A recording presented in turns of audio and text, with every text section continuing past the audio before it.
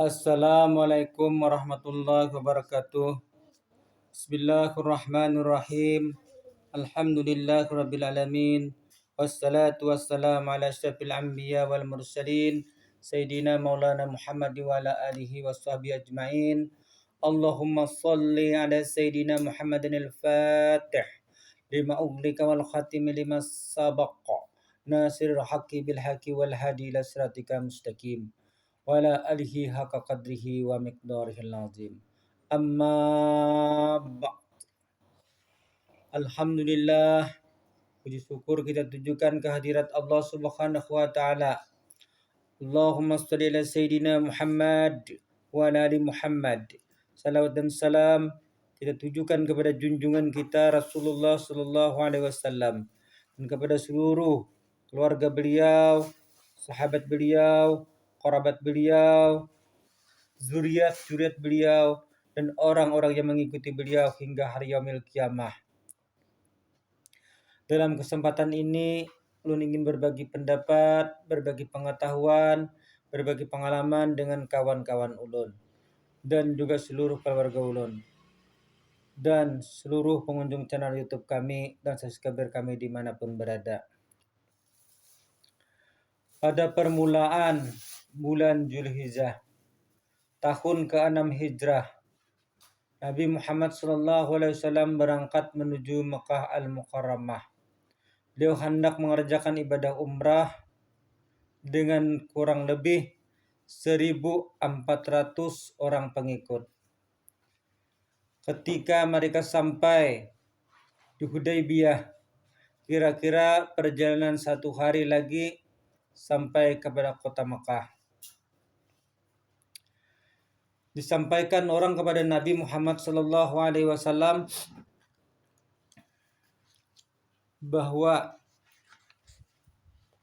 orang-orang Makkah tidak mengizinkan Nabi Muhammad SAW masuk ke kota Makkah.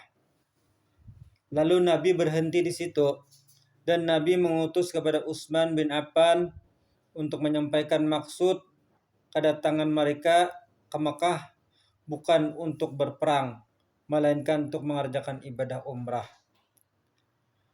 Bukan untuk berperang, melainkan mengerjakan umrah. Negeri Makkah itu adalah selama-lamanya tempat yang terbuka bagi orang-orang yang hendak mengerjakan umrah ke sana.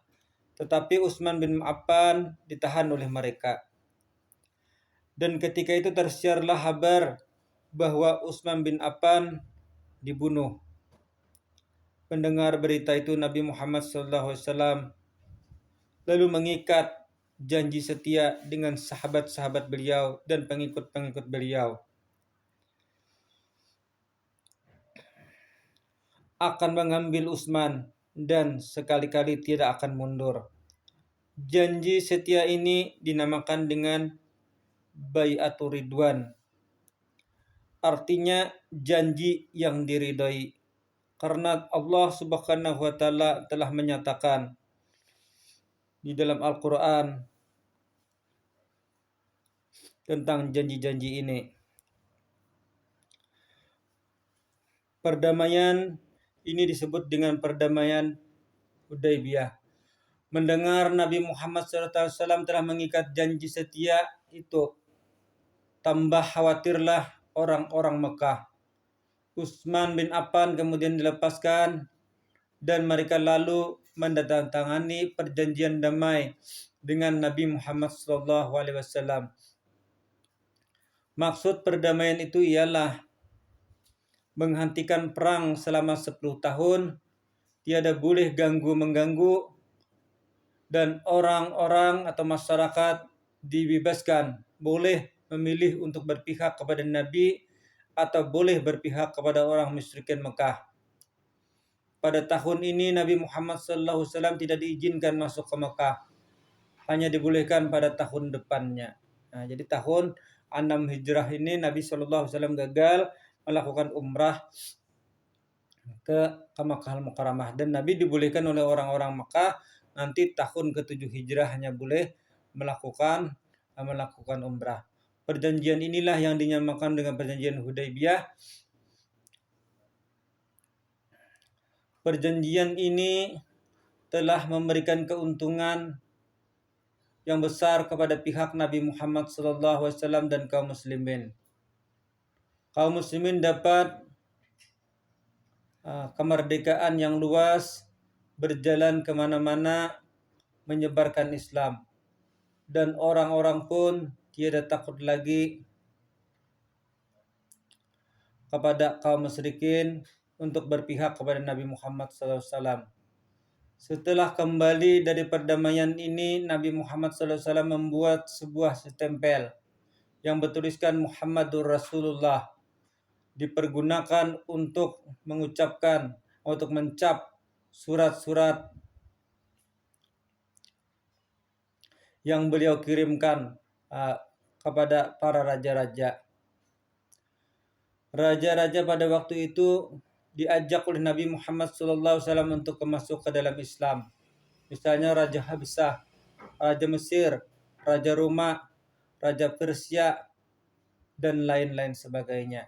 Di antara mereka ada yang langsung masuk Islam, dan ada pula yang memberikan balasan dengan hadiah, dan ada pula yang menolak dengan sombong.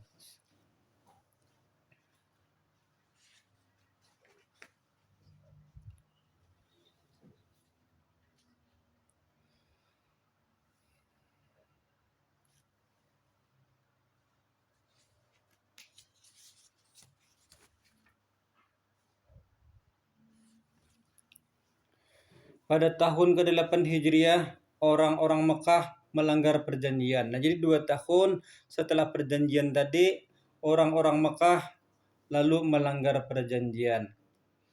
Mereka menolong suku Bakar. Nah, jadi suku Bakar ditolong oleh orang-orang Mekah, yang mana suku Bakar itu berperang dengan suku Hazamah. Sedangkan suku Hazamah ini adalah suku Arab yang telah berpihak kepada Nabi Muhammad SAW.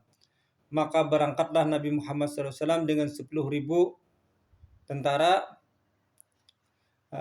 datang pada pertengahan bulan Ramadan menuju Mekah. Kota itu dimasuki dari 2 penjuru. Dari sebelah atas dipimpin langsung oleh Rasulullah SAW, dan dari sebelah bawah dipimpin oleh pahlawan Khalid bin Walid. Kota Makkah dimasuki dengan tiada perlawanan, kecuali di bagian bawah pada terjadi pertempuran yang dipimpin oleh Khalid bin Walid karena musuh mencoba untuk melawan, sehingga orang Mekah terbunuh sebanyak 24 orang dan tentara kaum muslimin terbunuh sebanyak 2 orang. Ketika Nabi Muhammad SAW memasuki Mekah, di keliling Ka'bah terdapat 360 berhala. Semua berhala itu lalu ditiadakan. Kemudian diperintahkan pula untuk menghapuskan berhala-berhala di tempat lain. Dan mulai saat itulah sucilah tanah suci Mekah daripada berhala-berhala. Sekiranya inilah yang kami sampaikan dan video kali ini, kurang dan lebihnya mohon maaf. Wabillahi taufiq wal hidayah. Wassalamualaikum warahmatullahi wabarakatuh.